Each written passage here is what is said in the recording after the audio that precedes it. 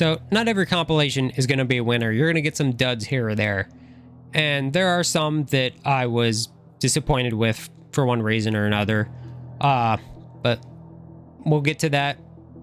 We'll get to each reason as we get to the game. First game that I wanted to talk about was the Mega Man Legacy Collection. Now, by itself, there's nothing wrong with it. It's all 6 Mega Man games, or the NES Mega Man games, that is. It's all 6 of the NES Mega Man games. And that's it. I mean, you know, obviously they're in HD and they did add some features here or there, but we did eventually get, where'd I put it?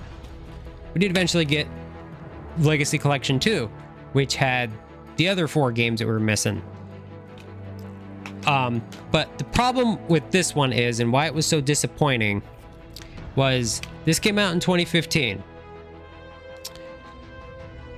Back on the PS2, GameCube, and Xbox in 2003, we got the Anniversary Collection, which at the time there was no Mega Man 9 and 10, but this had every mainline game 1 through 8.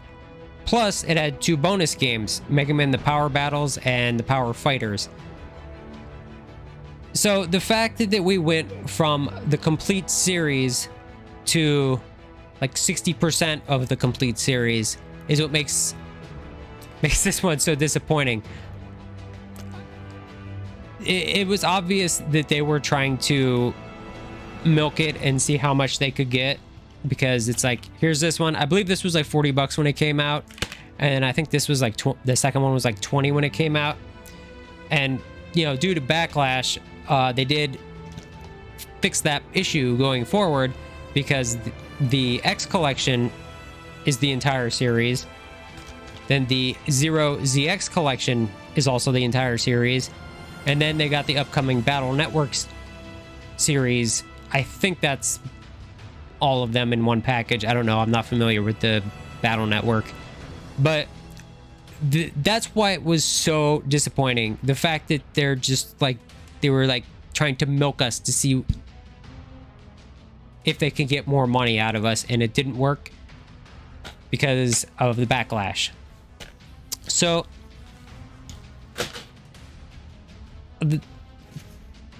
well, you already saw it, but the next game I want to talk about is Mario All-Stars. Once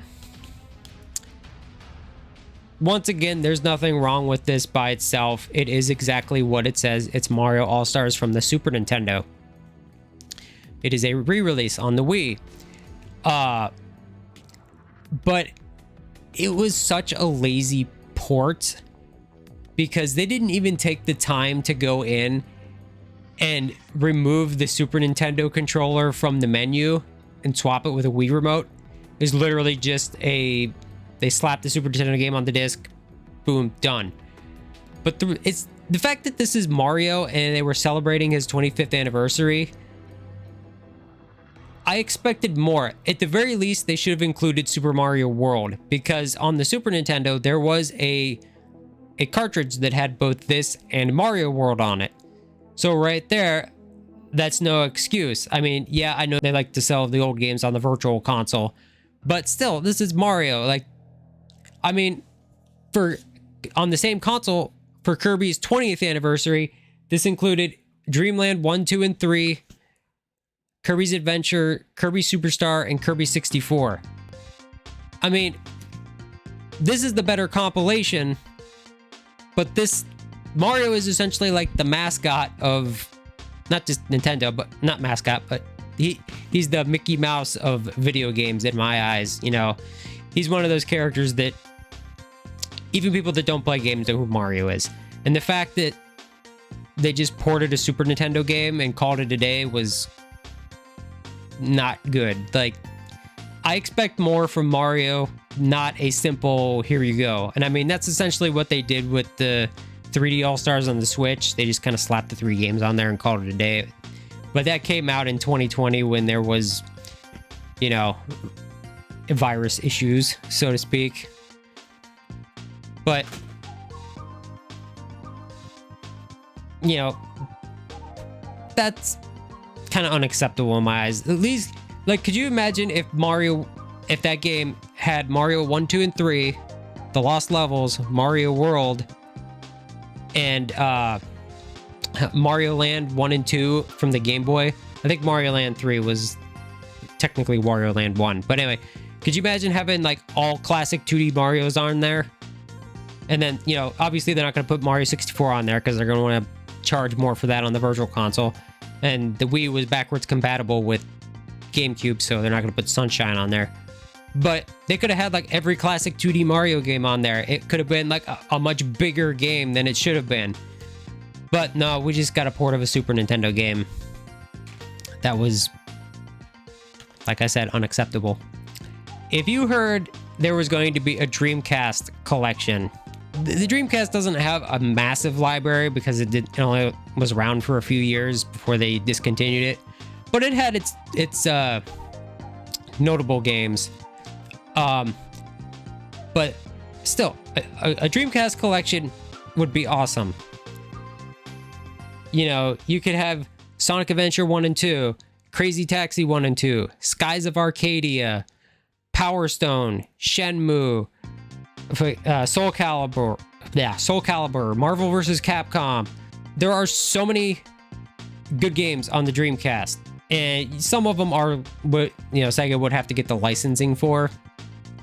So, you know, they're not going to do that, but there's still plenty of good Sega-made games that could go on that on that compilation. And we did get a compilation on the Xbox 360. Do you know what games they gave us? We got Sonic Adventure 1. Okay, that makes sense. Crazy Taxi 1. Okay, once again, that's like a no-brainer. Space Channel 5 Part 2. Not the first one, second one. And Sega Bass Fishing. That was it. No Sonic Adventure 2. No Skies of Arcadia. No House of the Dead. No Shenmue. No Power Stone. Just two must-haves and two filler games. Like nothing against Space Channel 5 or Sega Bass Fishing, but those are more filler games. Those are the ones you put on after you give the big hitters to us. You know, give us Skies of Arcadia first, give us Shenmue, give us Power Stone. Then you can throw on Sega Bass Fishing and Space Channel 5. And the thing with Sega Bass Fishing is Sonic Adventure does have a fishing game in it. You know, Big the Cat. His whole campaign is essentially a fishing game. So we almost have like two fishing games on here. One of them Sonic themed and the other's fish themed. So this was a very disappointing game because two good games and two okay games. So the next compilation is a little different, and I don't actually own it, just because I'm not interested in what it is. I'll explain why. So, remember when Nintendo came out with the NES Classic, the little miniature Nintendo that had 30 built-in games on it, or 30 pre-installed games, I should say, and it was essentially a plug and play is what it was. And you know, 30 games for like, I think $60, maybe 70. I don't remember. It's been years at this point, but you know, it had some obvious ones on there. You know, it had the Marios, the Zelda. They got like Mega Man on there. You know, I think it had like Balloon Fight and Punch Out, you know, Metroid, Kirby's Adventure.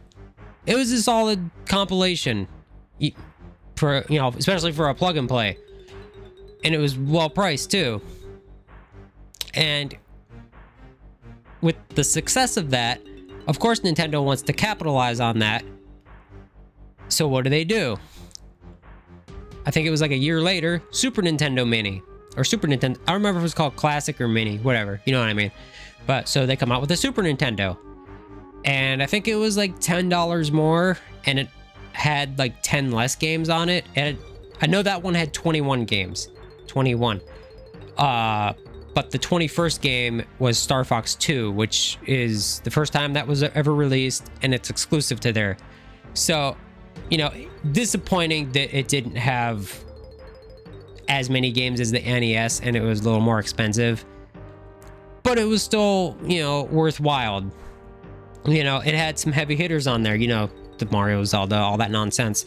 But then it also had like Earthbound, which is an expensive Super Nintendo game, and then Star Fox 2, which the first time it was ever released, like I already stated.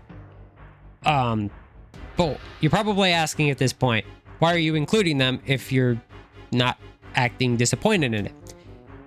Because it's a bait and switch. I'm not talking about Nintendo. They're not the only ones that saw the success in the Mini. You know who else did? Sony with the PS1 Mini or PS1 Classic. What an absolute disaster that was. Like, before I even get into the games, it doesn't come with a power cord. It comes with a USB cable, and you have to have one of those USB plugs. So already you have to go buy something else in order to use it. Second problem is it uses the European versions of the game, which they run at like a lower frame rate, I believe. So doesn't include everything we need, has slower frame rate issues, and the game selection was disappointing. So you know what games I think of when I think of the original PlayStation? I think of games like Rainbow Six and Intelligent Cube and Super Puzzle Fighter 2 Turbo. The game list was atrocious. Like, they had some obvious ones on there, you know, some like no-brainers, you know, Final Fantasy 7, GTA 1, Resident Evil, and Metal Gear Solid, just to name a few. No Crash Bandicoot, no Spyro the Dragon, no Tomb Raider, no Symphony of the Night. You know, there are so many PS1 games that are iconic with the PS1. And we only got a couple of good ones, and then the rest just feels like filler. And yeah, I can understand a few games not being on there, you know, with like Crash Bandicoot, Spyro specifically. They had the remakes on PS4 that came out around the same time. So I could kind of understand that from a certain point of view, but like still, they should have included at least one Crash game and one Spyro game, because Crash himself was, you know, he kind of was the mascot for PlayStation back then. And the fact that he's just nowhere to be seen, it's like, that just shouldn't be. Like, you need to have the games that represent PlayStation on this hardware. But because of the crappy or the lower frame rate versions, because of not including the power cord, because of the poor game selection, the game or the console didn't sell well. And I remember seeing stacks of them in Best Buy, and they were on sale months after they came out, just because it was a rushed product at the end of the day. And it was disappointing because it should have been good. Like, they had everything they needed to make it good. They just rushed it out, and because of that, it sucked. These last two games I want to go over. They're not bad per se. They're more honorable mentions or dishonorable, depending on how you want to look at it. I have to add quotation marks with these two because, you know, they're not necessarily bad. There's catches to say. So the first one is Rare Replay. Nothing wrong with it by any means. The quotations that I have to give is all of the games that were released on the Xbox 360, including Banjo-Kazooie, Banjo-Tooie, and Perfect Dark, those got remasters on the Xbox Live Arcade. But those three games, and then like the Viva Pinata games, Cameo, Perfect Dark Zero, Banjo-Kazooie Nuts and Bolts, none of those games are actually on the disc. So like, if you don't have internet, or like if they eventually shut the servers down and you can't download those games, then instead of 30 games, you'll have 20. And that's the problem with this one. It's not a complete package. It feels rushed. It came out right when Microsoft was doing the whole backwards compatible thing, and that's why they made this such a mess. Like, I wouldn't be mentioning this if those games were actually on here. I'm a collector and I like to actually own the things that I buy, and that's why I'm disappointed in this one, because the games aren't actually on there. Granted, I have all the Xbox 360 games and Nintendo 64 games, so I do have physical versions of those, but I just would like the games to actually be on the cartridge. They do that a lot with Switch games as well, like going back to the Mega Man Legacy Collection. When they re-released it on Switch, they did include both Legacy Collections, but the second one was a download code that was included. Only the first game was on the cartridge. So, like, I don't like it when they do that either. Like, just give me all the games on the disc or cartridge. Why is that just a hard concept to understand? It's not a hard concept. It's frustrating is what it is. And, okay, so my last game is definitely the more, like, honorable mention. If you bought this, and you probably already saw it, if you bought this the day it came out, as of right now, it's an amazing compilation. There's no problem with it, like, whatsoever. If you bought this the day it came out, you were probably pissed off, because the Master Chief Collection, if you bought this when it came out, like I did, on day one, I went to midnight launch for this, back when midnight launches were still a thing. The game didn't work when it came out. Like, you could play the campaigns offline by yourself, but if you wanted to play online co-op or online multiplayer, you were like shit out of luck. Like, it was broken. It didn't work. You couldn't get into matches. The game was rushed out to meet that, like, holiday. It was supposed to be the big holiday game that year for Xbox, and Microsoft, they had to have Halo out on Xbox One. It was so bad you couldn't play it. And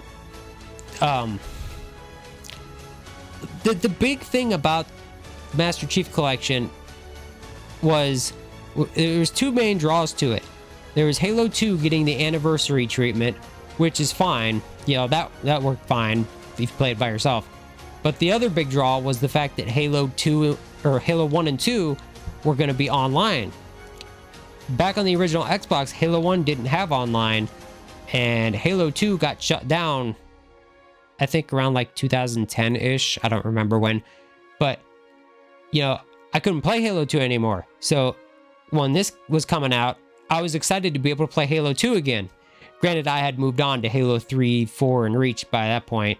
But the fact that I could get that nostalgia and go back and play Halo 2 online again, I was excited. But no, I couldn't do it because it didn't work. They did go back and properly fix it like 2 years later. So it's an amazing compilation right now. Like, it's out of all the ones on here, it's probably one of the best ones because they just keep adding more content to it almost 10 years later.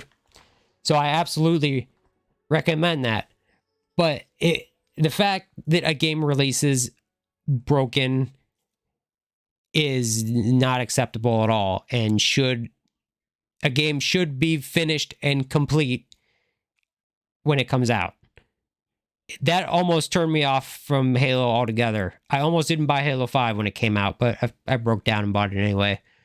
But if there was compilations that you were disappointed with, let me know, because I'm interested, because there's a ton of them out there. Those are just some that I don't necessarily dislike them, or I don't necessarily dislike these, but I was disappointed with them. But let me know in the comments, because I'm interested to see what other compilations are out there that you guys don't like. But thanks for watching, and I will see you next time.